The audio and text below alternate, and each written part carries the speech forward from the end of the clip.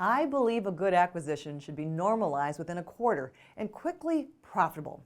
And in this episode, I'll share with you a few elements of a system we use with our clients that has allowed for them to normalize the culture and get everyone playing nice in the sandbox together within a week and assure the acquisition hits its financial expectations that first year.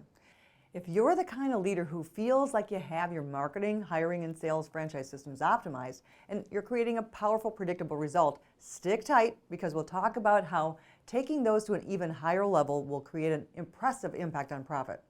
Alternatively, if you have a sales system, marketing system, and hiring system, but you don't feel like you are optimizing results from those, and you're sure there are a few secret handshakes that you're missing, you'll love today's session because I'll show you how to build those systems in a way that you know that you have optimized everything and anything to do with revenue.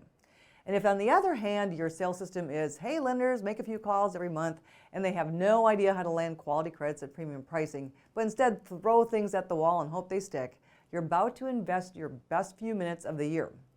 There are a few challenges to preparing your systems for an acquisition so that it's effortless with little chance of drama or upset. First, banks often do an acquisition because they have a problem and the acquisition is intended to solve the problem. Maybe it's deposit or loan growth. Second, many banks have revenue and culture systems. They just aren't quite producing the top 10% of peers' results that you're hoping for.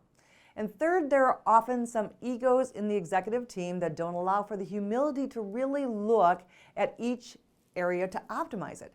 It's like an athlete competing for the Olympics who is unwilling to hire a coach because they proclaim, I can do it myself. You know how that will work. Have you ever seen a gold medalist there without a coach? Seems like one of these obstacles is in the way of an acquisition preparedness for almost every bank.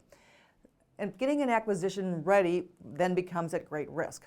I'm now going to give you 4 steps that will help you prepare for a successful acquisition and dramatically lessen the risks of a good acquisition going bad. Step 1, make sure you have an ironclad system in place so that any new lenders are attracted to the success of the system and fall in alignment immediately. From how you differentiate, to how you select your next prospect to approach, to how you approach so that rate and pricing are never issues, to how you bring the entire relationship, all of those are systems. This is not a good part of the business to let each person experiment and pull a Frank Sinatra, I'll do it my way. Step 2, make sure you have a human capital audit in place using an emotional intelligence system designed for banking.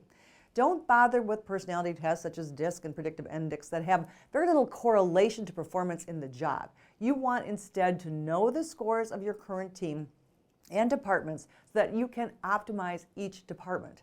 I've seen banks operating on a third less people just by mastering their human capital audit and getting everyone in the right seats on the bus. And step 3, over-communicate. During an acquisition, your team members will make things up in a vacuum. Who will be laid off? Who will get that promotion? Will bonuses be decreased because of the acquisition costs? The conversations that become the truth have little to do with the truth.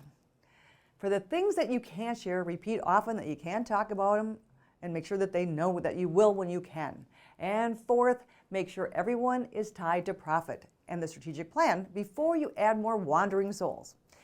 If you apply these cultural alignment steps at least 3 months before you do an acquisition, you can have an extremely strong chance of beating the odds where 87% of acquirers fail to meet their financial projections. You can sleep easily knowing that you have a strong probability of having your acquisition be a success. Make sure you tune in next time where I'll show you how you can avoid the assumed 30% loss of customers when you have your next acquisition.